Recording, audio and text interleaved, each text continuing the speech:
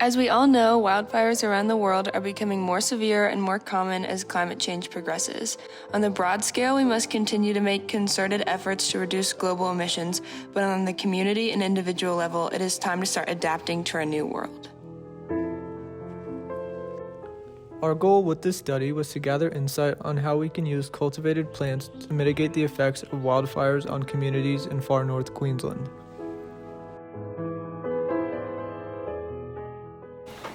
We define cultivated plants as those used for ornamental purposes in home areas and those intentionally planted at the interfaces of wilderness and urban areas. A wildlife-urban interface is the transition zone between wilderness and land that is developed for human use, and they are very susceptible to wildfires.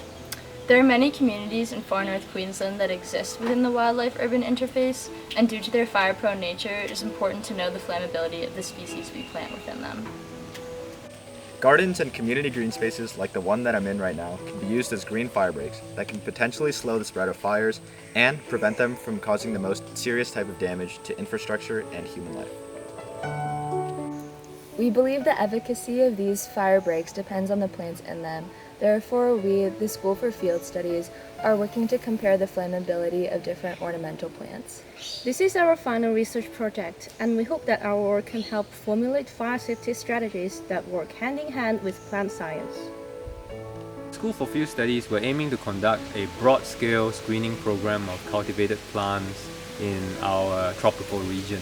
We believe that fire smart garden, in conjunction with other fire mitigation strategies, will form a strong defense against wildfires.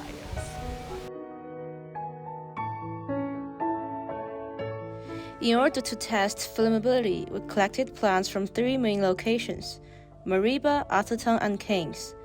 These 3 locations are significant because they have different fire regimes. We had to make sure we got plants from multiple fire regimes to have a broad sense of flammability regardless of area. We recommend a plant like tea plant for its non-flammable qualities. As you can see, the plant, even when exposed to direct flame, does not catch fire. Broadleaf figs, succulents, and some lilies are all generally fire resistant and would do well planted along fire breaks or within fire-safe gardens. This plant, on the other hand, commonly known as mock orange, is not recommended for use in a green fire break. As you can see, it quickly ignites and the flames jump up to over a meter in a second. Generally speaking, conifers and plants from the families of macadamia, peas, and lychee will be highly flammable and should not be planted in high fire zones. An important part of any study is the data. Here you can see one of our diagrams. This one is a heat map. It shows the relative flammability of all these species based on flame temperature, burn biomass, and burning time. The data is organized into 3 main categories: low, moderate, and high flammability. Here we can see mock orange and tea plant on the heat map. They are in different areas and have different colors associated with them because of contrast in their flammability.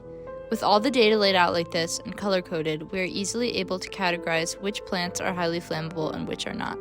This also makes it a useful tool for public outreach. While this is just a small look at our data, hopefully you can see how important it is to make informed decisions about plants we choose to put in fire-sensitive areas.